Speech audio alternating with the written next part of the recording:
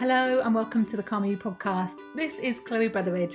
I am your host. I'm a hypnotherapist, a coach, and I'm the author of The Anxiety Solution. So today I'm going to be talking about a topic which has been requested quite a bit, and it's all about the power of your subconscious mind and how you can actually harness that to transform a lot of your problems as well.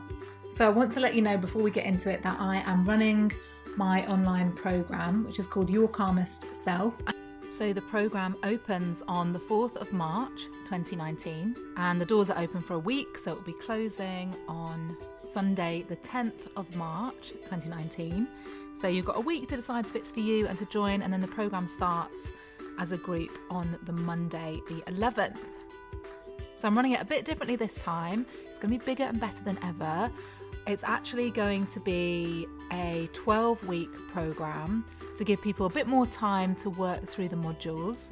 And I'm going to be incorporating for the first time 3 live calls with me, which will be an online workshop where I'll be teaching tools and mindset shifts to really help you to get to the root of where your anxiety comes from and help you to eliminate it for good. There'll also be a chance for you to ask me questions live on the call as well. And don't worry if you can't make the live calls, there will be recordings that will be there indefinitely, so you can always check back in with those. Another thing I'm doing this year for the first time is I'm going to be putting everyone on the course into a very small group, about 2 or 3 people, to be your buddy for the program. Somebody that can be your cheerleader, your support, your accountability buddy, because it's so much easier to make changes, make positive changes when we have someone who's got our back and someone that we can let them know in WhatsApp, I'm struggling with this today, or celebrate with us if we've made progress. And just having that accountability, I think, is so important. And so everyone is going to get into a small group for that accountability. So I know this program has the potential to really help you to change your life for the better, to give you those tools to manage your anxiety, to help you to shift your mindset, and to work at that very deep level, the subconscious, so that automatically you find yourself becoming a calmer person. And so just a reminder of the dates that it's open. It's the 4th of March 2019, closes on the 10th of March, and the course starts on the 11th. So I run it every 6 months or so. So if you are keen to join, do check out the details now at calmeryou.com/program. A big part of it is these hypnotherapy recordings, which I created specifically for people with anxiety, knowing so much about how anxious people think, having experienced a lot of anxiety myself, and also working with people one-on-one for the last 7 years, and knowing just what it is that we need to take on board and learn and let go of, so that we can start to become our calmest selves. So if you're interested in joining, now is the time. You can head to calmer-you.com/program to find out all the details. All right, so in this podcast, I'll be talking about your subconscious mind and also hypnotherapy, and how you can use hypnotherapy yourself at home. You don't need to come and see a hypnotherapist to start to change your mind. And if you listen to the end of this recording, I'm going to include a 10-minute hypnotherapy session that you can follow along with. And I would say that for the last 10 minutes of this podcast, don't listen when you're driving, because it's not going to be safe for you to obviously close your eyes and get into this very deep state. But obviously, you don't need to worry about that now. You can still be driving and listening to this if you happen to be driving now. So I'll tell you a bit about how I first discovered hypnotherapy. I was traveling. I think, what year was it? 2009. And I was traveling and experiencing a lot of social anxiety. Obviously, when you're traveling, you're having to go to lots of different places, meet new people. And I was just finding that my anxiety around other people was really holding me back. And I discovered some hypnotherapy recordings and listened to them when I was traveling, and just found them really helpful, and found that gradually they were starting to transform the way I was thinking about things. And I'd also listened to, at that time, I think it was Paul McKenna. He had a kind of a weight loss hypnotherapy recording, and I had sort of followed his program, which is all about mindful eating, and found that effective as well. Because another thing about traveling and being kind of away for a long time is that there's a lot of food around, and I was finding it really hard to not just eat loads and overeat. So I'd found the Paul McKenna hypnotherapy recordings really powerful. So my first experiences with hypnotherapy was not with a therapist, but actually with these MP3s. And I remember when I'd got back from traveling, I got my first job, and again, I was really struggling with my confidence. And even with, it's painful to think about it now, even with talking to my housemates, I still felt, anxious and like I couldn't properly kind of open up and be myself. And I again returned to some hypnotherapy recordings and found that over a couple of weeks of listening every day, I was chattier with my housemates. I felt more relaxed around them. I was kind of building better relationships with them because that level of anxiety had gone down and I was feeling a lot more confident. So the way that hypnotherapy works is on the subconscious mind. Now, people sometimes ask me, where is the subconscious? Which part of the brain can it be located? And I'm sorry to say that it isn't actually a part of your brain. It's kind of more of a concept than anything else. You might have seen pictures of an iceberg in the past, talking about the subconscious mind, where a small amount of the iceberg can be seen on the surface, and that's your conscious mind. But then you look below the surface and there's this huge mass of iceberg that is 10 times bigger than the iceberg on the surface of the water that you can see. And this represents how so much of our minds and so much of our thoughts, our feelings, our habits are not controlled by the conscious mind. They're actually controlled by your subconscious. And by subconscious, all we mean is anything that you don't consciously have control over. So in the case of anxiety, for example, say you have a panic attack. You haven't consciously decided to have a panic attack, or say you experience social anxiety like I did quite badly. You don't make a conscious decision to close down or to start your heart racing or to feel like you can't say anything because your mind goes blank. That is not a conscious decision that you make. It is something subconscious. It's happening below the surface. You don't feel like you can properly control it. So why do we have these subconscious patterns or beliefs or issues that can hold us back? So often it goes back to earlier stages in our lives. So if you think about a child before the age of about 8, we are in download mode.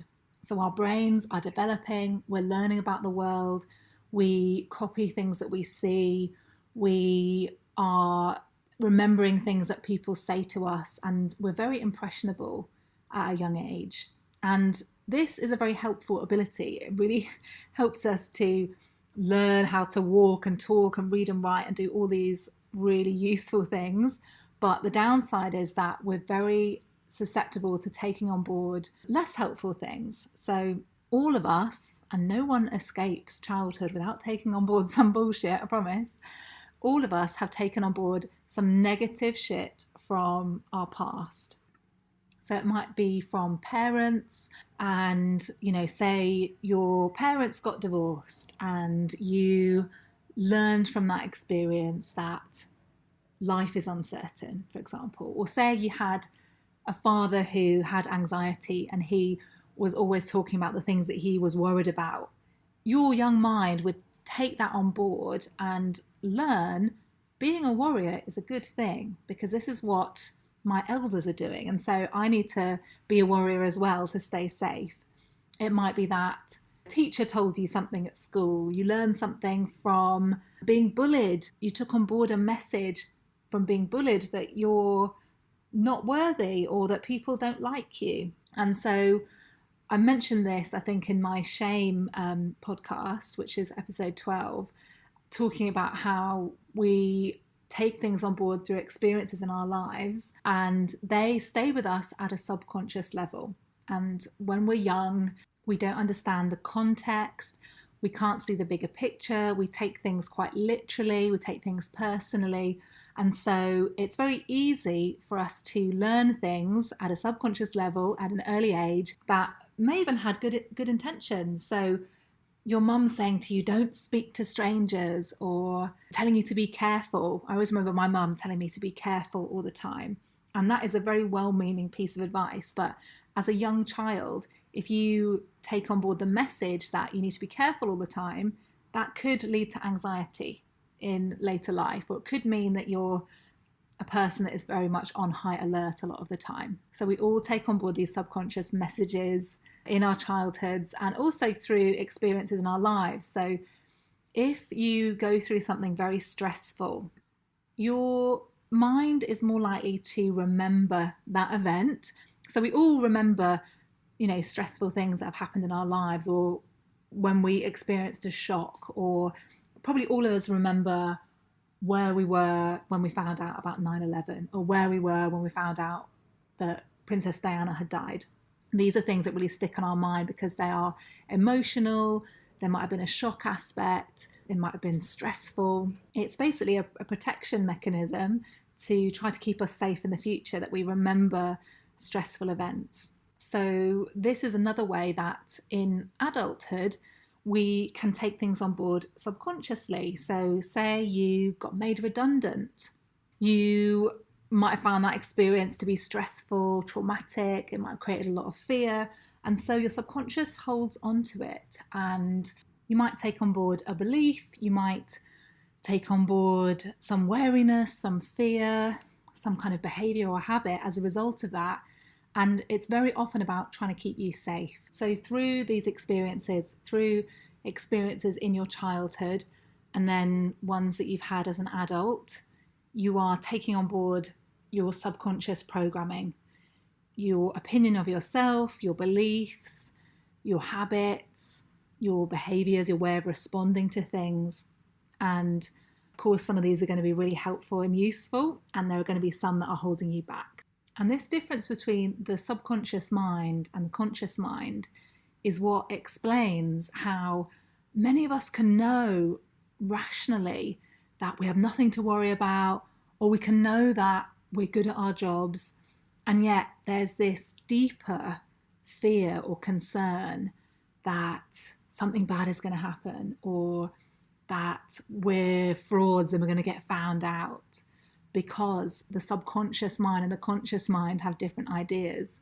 And often what I'm working with people to help them with is to take on board positive ideas subconsciously that they know rationally are true, and to reprogram and actually deprogram a lot of the time those beliefs and habits and ways of responding and ways of feeling that they took on board in the past and that got developed either through experiences in their life or from their childhoods.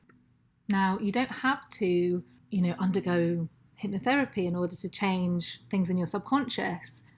What will do that is repetition as well. So you hear about people using things like cognitive behavioral therapy, where you are challenging negative beliefs and replacing negative beliefs with new positive beliefs. And it's not as if you do that once and it suddenly cures you. You have to do it again and again and again. And eventually you transfer that new positive belief into your subconscious mind with repetition.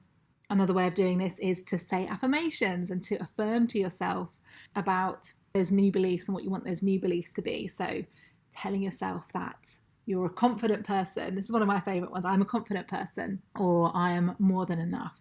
And if you feel like doing some affirmations, I would really recommend it. And to supercharge your affirmations, I suggest looking at yourself in the mirror as you say your affirmations. And you might feel a bit stupid at first, but it's a really powerful way of helping you to subconsciously start to take on board that new belief. So think about what you could start to say to yourself in the mirror out loud, and with enough repetition, you're going to send that message to your subconscious. So another way that we can change our subconscious mind is with visualization.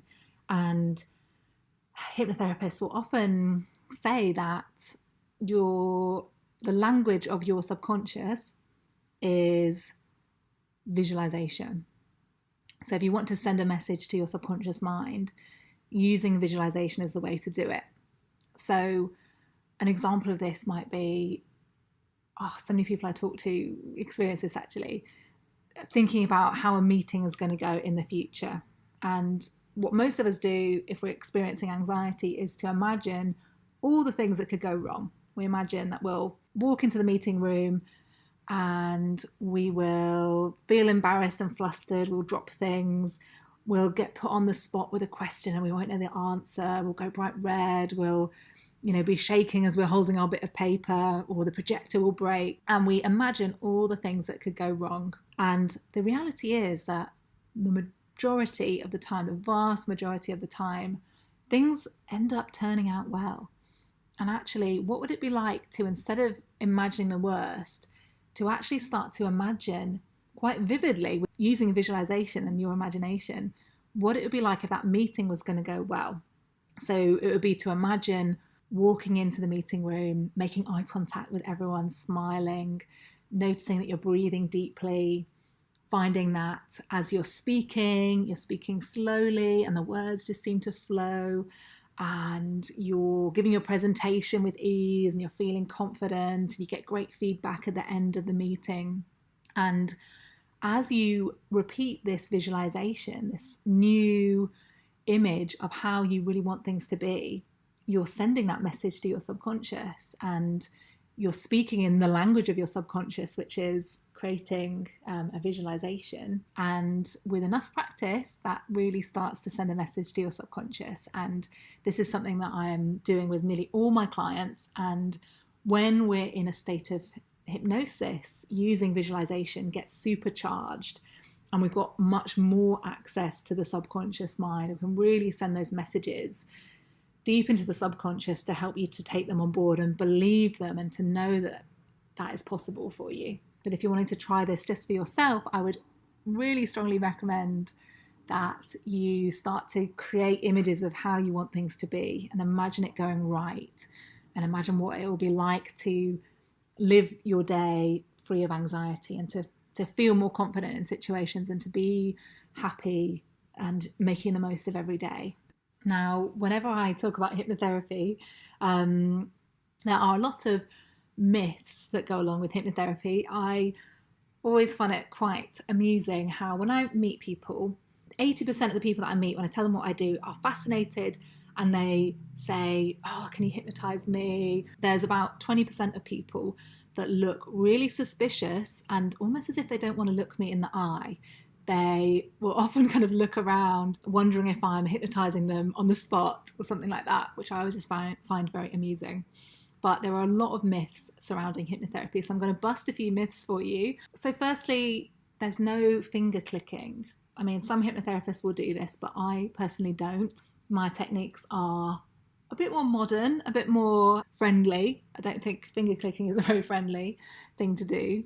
And it's certainly not necessary for you to get into hypnosis. Another myth is that you will lose control. And this has got to be, isn't this probably the anxious person's biggest fear, losing control? And so I'm always trying to reassure people that actually you don't lose control in a hypnotherapy session. You are aware of everything that's happening.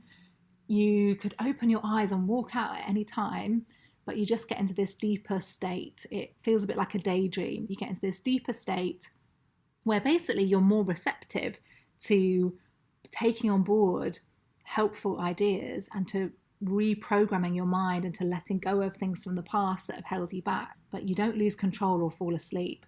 Actually, that's another one. People always worry if they're going to fall asleep. And I have to say, it has happened a few times in my 7 years of practice, but it doesn't happen very often. I think maybe 2 or 3 times in 7 years.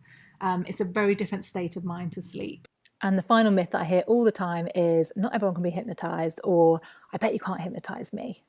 And the answer is, if you don't want to be hypnotized, you can't be. You can't be hypnotized against your will. It's not kind of mind control or something, but the truth is that anyone who wants to be hypnotized can be, because it's such a natural state of mind.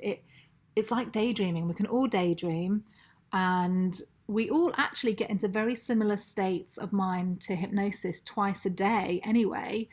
Just as you're waking up and just as you're falling asleep, your brain waves go into a very similar pattern to that of hypnosis. And hypnosis can feel almost like that kind of state of mind where you're skimming the surface of sleep, but you're not quite asleep. And so we all get into that state of mind automatically twice a day anyway. So it really isn't a special ability that only some people can be hypnotized and some people can't. And can you hypnotize me or not? It's really not like that. So just some examples of things that I often help people with. So anxiety is the main issue that I see people for. And very often self-esteem is at the root of people's issues with anxiety. So I'm often helping people to get to the root of where that self-esteem issue has come from. And more often than not, it's something from childhood. It might have been something very traumatic. It might have been something that looking back, you think, oh, that wasn't really, that much of a big deal. But actually at the time, you made that experience mean something that has meant that you really struggle with your self-esteem as an adult. And that's just incredibly common. I see probably half the clients I see are for public speaking.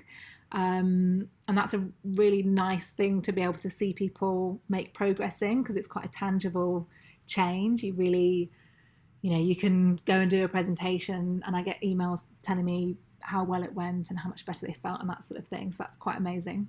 It can help with things like being more in the present, being more positive, being kinder to yourself, changing your perspective on situations, letting go of specific fears and phobias is another one. So it has loads of different applications, and other hypnotherapists will see people for things like smoking. That's probably what hypnotherapy is best known for helping people to stop smoking. Some hypnotherapists will see people for weight loss and almost any other issue you can imagine. There's probably a hypnotherapist that focuses on that. Anyway, I hope that has given you some insights into the magic and the power of your subconscious and how you can start to change it and transform it using things like visualization, using affirmations, doing things like CBT, which with repetition starts to change your subconscious mind, or even with hypnotherapy where you're getting into the subconscious mind and then planting positive seeds in your subconscious that will help you to change your thoughts and your feelings and your behaviors. And I'm gonna finish this recording with a hypnotherapy session, which is 10 minutes long and which I recommend listening to when you're safe and it's safe for you to relax, not operating heavy machinery like driving, for example.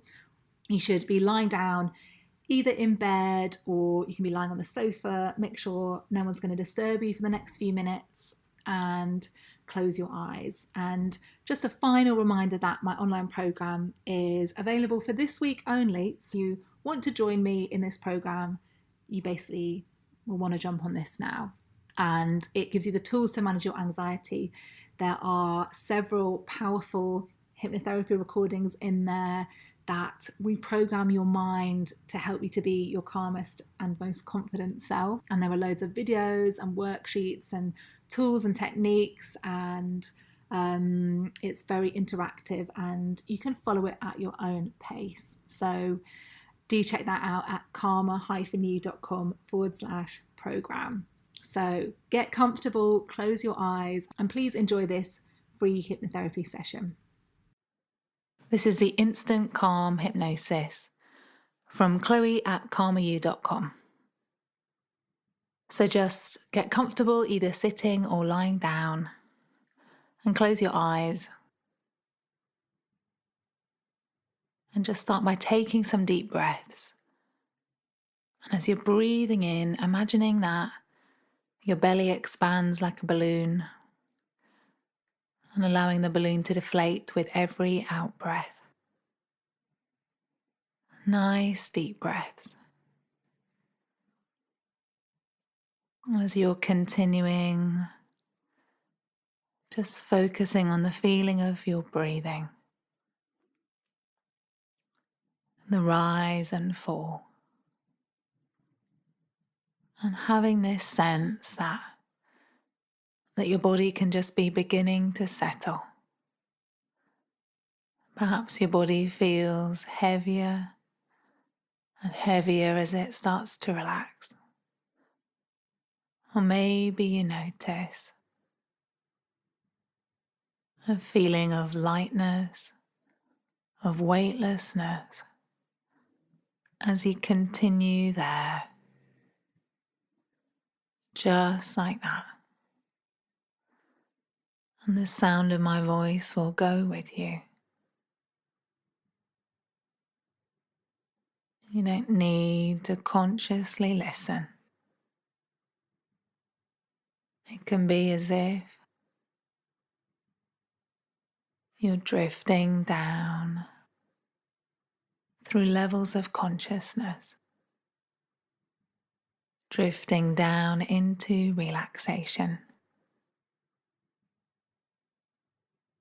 And the more you physically relax, the more you mentally relax. And would you begin to imagine that your body becomes more and more comfortable, muscles softening and letting go, as if you're like a rag doll.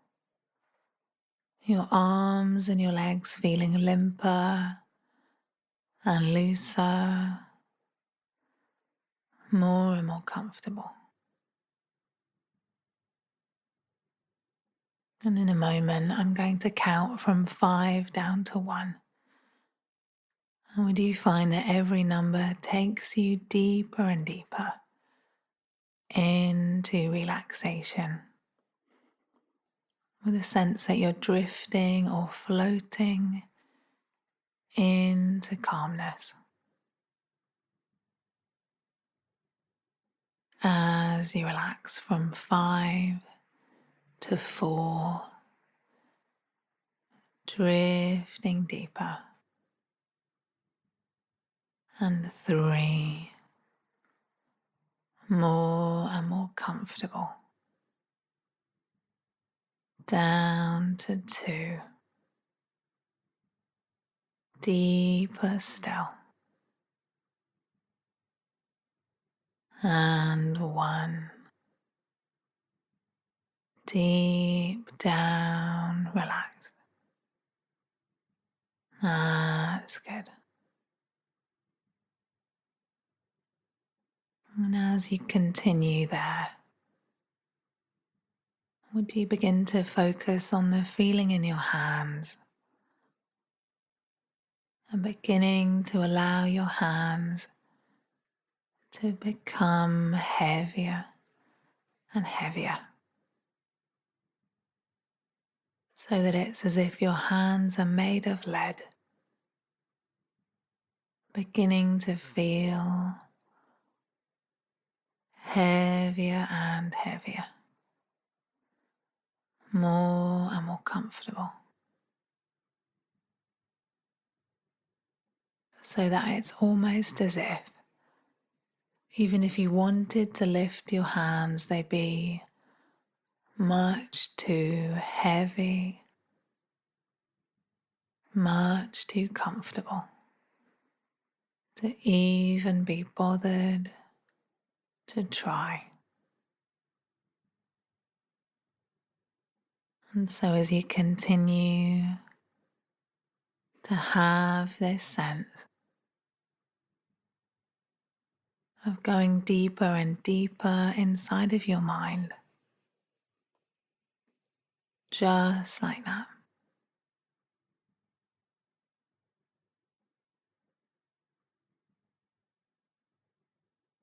would you begin to imagine that there's a large whiteboard, and you somehow know that this whiteboard is like your unconscious mind. And right now there are some words written on this whiteboard. Words like anxiety, pressure, worry, tension, and stress. And you discover a cloth nearby. And using that cloth, you begin to clear the whiteboard. Clearing the whiteboard of the word anxiety. Clearing that away. Clearing away the word pressure. Pressure that you may have felt from other people, pressure that you may have been putting on yourself. clearing that away. You clear away the word worry, clearing your mind.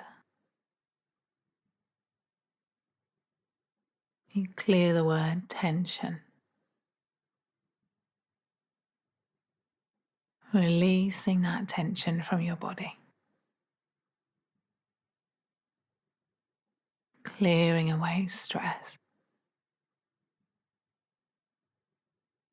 clearing that all away, so that the whiteboard is completely clear now. And you take a pen, perhaps a permanent marker, and you begin to write some new words on this whiteboard, knowing that this whiteboard is like your unconscious mind. And so you write the word calm and feel that calmness infusing into your unconscious. You write the word relaxed, feeling that relaxation through every muscle and nerve. You write confident and sensing confidence throughout your whole body. You write at ease and feeling a wave of comfortable ease sweeping over you. Writing positive, and your unconscious mind tunes in to more and more of the positive things that are all around you. And you can write anything else that you want to onto your whiteboard now, knowing that it is being infused into your unconscious mind and finding a really deep and lasting place. It helps you more and more. Learning from this experience of relaxing now, how to be more calm and relaxed in your day-to-day life. And as your nervous system relaxes more and more every day, as you become and remain more and more calm and clear-headed, you notice all the ways that you're able to handle things with an increasing confidence and ease. And in a moment, I'll count you back from 5 to 1. And you can take your time to come back and bring with you all the benefits of this session.